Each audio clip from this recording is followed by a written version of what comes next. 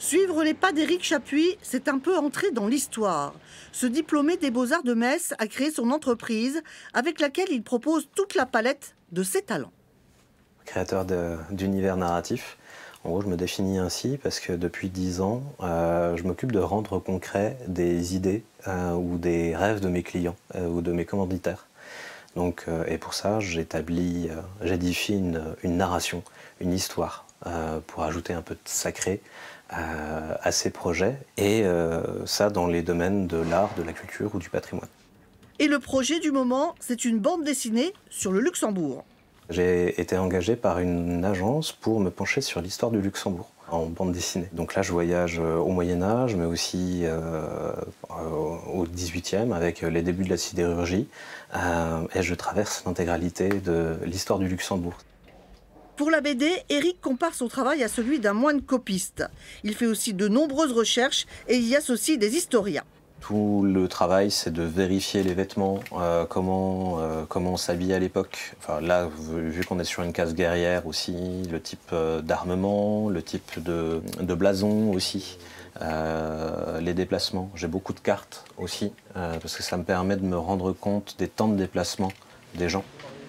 Éric a aussi réinventé le design intérieur d'un café après avoir analysé les espaces manquants. On est ici dans une sorte de grand pavé qui peut faire un petit peu peur. Donc le but du jeu, c'était de casser la perspective pour rendre un endroit un petit peu plus cosy. Les chimères font entre 1,30 m et 1,70 m de haut.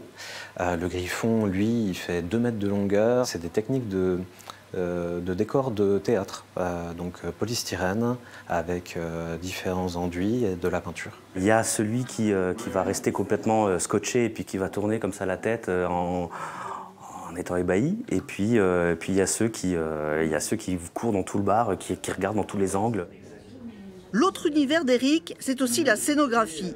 Plusieurs metteurs en scène ont fait appel à lui, comme pour imaginer un décor qui représentait le paysage mental d'un acteur, un beau défi. C'est clair que pour la plupart des théâtres... J'avais besoin d'un œil, quelqu'un qui puisse croquer et puis puisse amener autour de ce personnage qui bougeait avec le texte, justement un univers. Et il est arrivé, il a commencé à faire des croquis, à dessiner, à imaginer des choses.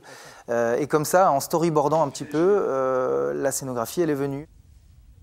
Et l'histoire se poursuit pour Éric qui endosse encore un nouveau costume, celui de chef décorateur pour un court-métrage qui sera présenté au Festival de Cannes l'an prochain.